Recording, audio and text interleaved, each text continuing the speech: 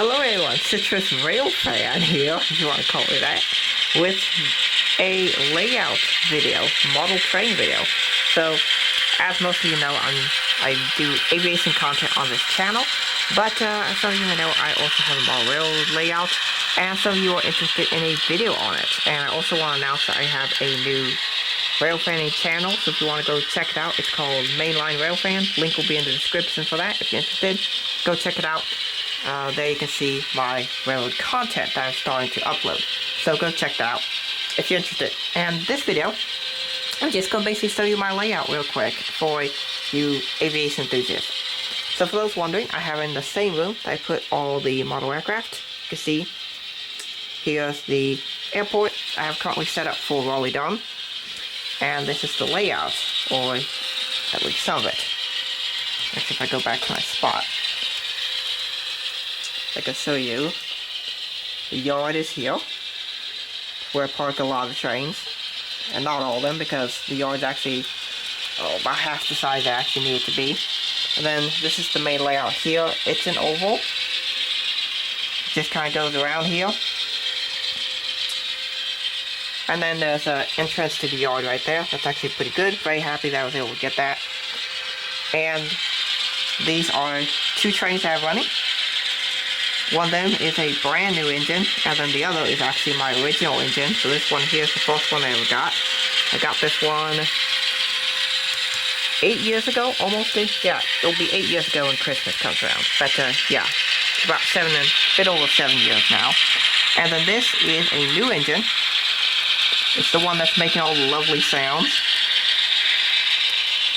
This is a scale train, Santa Fe C44-9W, also known as the -9. It's a very nice engine. And as you can tell, it has sound equipped. And I can access the information on it by using this. It's called a Dcc Controller. It's also known as a digital command control system. It basically is what allows me to run multiple trains at the same time that can all do their own thing. So I can have like this unit here, this unit programmed to the road number. That's usually the best way to program your units. And it basically gives it a unique identifier number that allows you to control it. So let's say, for example, I have this one unit 161, the Amtrak train. If I want it to go like, say, faster, I can just use my speed control here, slow it down, or I can have it go faster.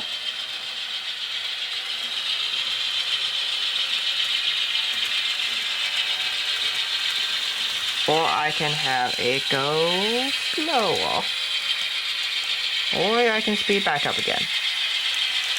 Basically whatever I want to do, I can have it do. I just have it set right there. About quarter throttle. That's where I like to run these. I like running my trains in a realistic protocol operation. That's usually what people often like to do in my railroad, but you can do what you like to usually.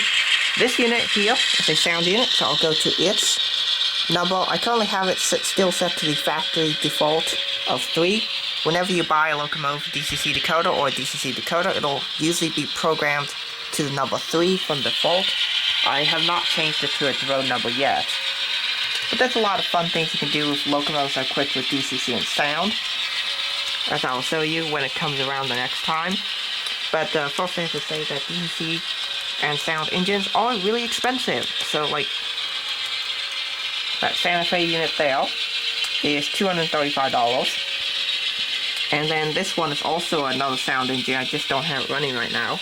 This one was $195. I got a good deal on it when it was new, because the store that I bought it from, because it was the first new engine bought from the manufacturer, they had a deal on it, and they also gave me another nice discount, which is really nice. It's kind of a loyalty thing, because I've been shopping at them for a long time. Alright, so now this unit comes around, Santa Fe, unit number 662. A lot of fun stuff you can do with it. You can do functions, like for example 1, this number 1 key comes on your bell. And the 2 key does the horn. And it'll go for however long I press it. So say short horn or long horn.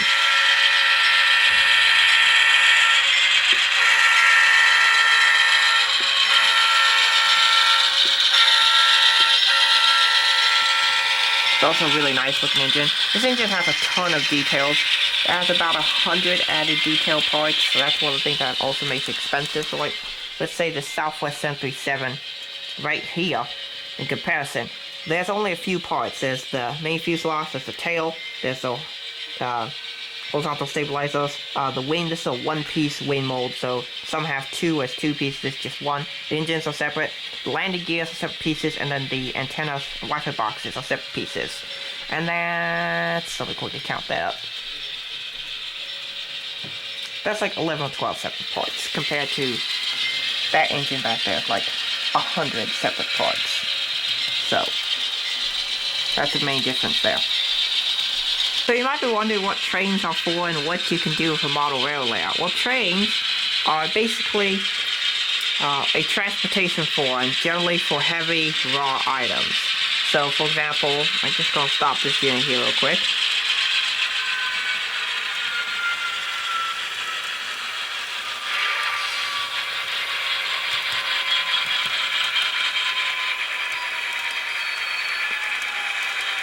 Yeah, the unit makes a lot of really nice sounds when you slow it down, start up, all that kind of fun stuff. Anyway, but trains are basically used for carrying large, heavy items. So, for example, here we have what's called a covered hopper, or sometimes known as a grain hopper. And this is used for carrying large, dried goods, such as grains like corn, soybeans, wheat, and other things. Over here we have an ethanol tank car.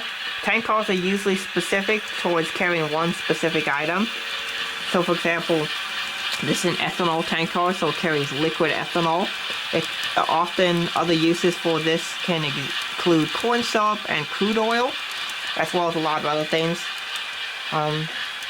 Over here we have a coil car.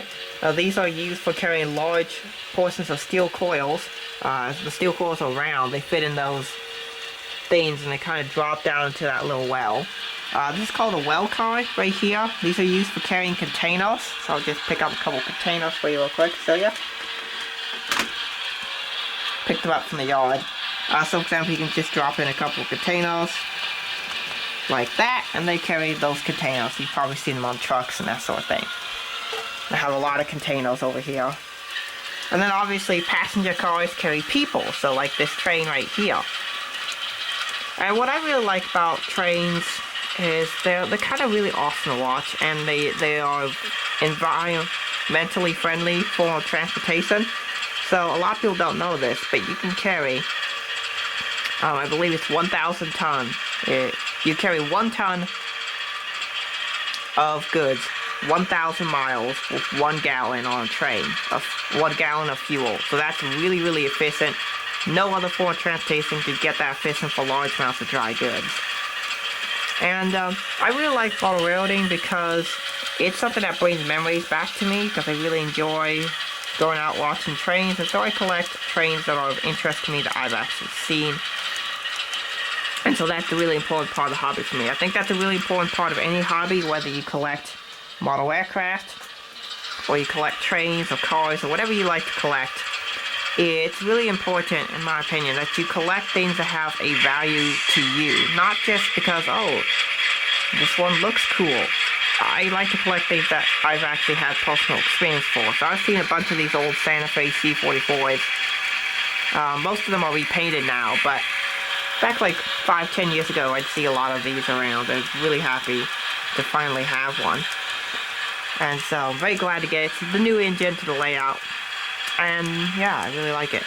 And then over here we have a yard. Now this is basically what's used. Often trains are stored in yards. I have this right here right now. As you can see, it's kind of full. I could put a lot more stuff in here. And then I have some special units. These are called SD70 Aces. They are an electromotive division locomotive, started production in 2006. I have 4 of these in total. I have 2 for BNSF Railway, which is this right here. And I have, well, I don't have them out, but they have this paint scheme in there, this unit. Anyway, that's my most newest engine type. I also now have 3 of the Gas 9s or C44s, so I'm really happy to have those.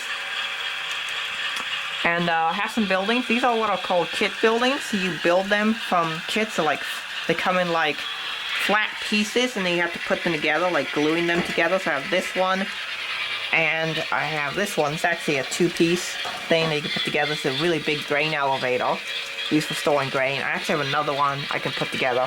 And then this one's really fun.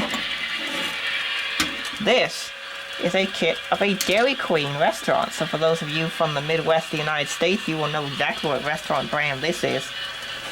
It's a cool Dairy Queen thing I can end up painting. I will be airbrushing this. But yeah, I'm really happy to have a Dairy Queen restaurant. And end scales. That's a new addition that they recently started doing that I'm really happy about. I really like it. This engine here is also another sound-equipped engine, and I also have a steam locomotive too. That's really nice. But yeah, that's the layout. I thought I'd show you guys it. And go subscribe to my new channel, Mainline Rail Fan, and you'll get to see a lot of railroad content such as model reviews, real-life trains, layout updates, all that kind of good stuff. Maybe like visiting shows when I would go to train shows, and that kind of thing. So, yeah, go check it out. Link will be in the description. Thank you guys for watching. Have a great rest of your day, and God bless you.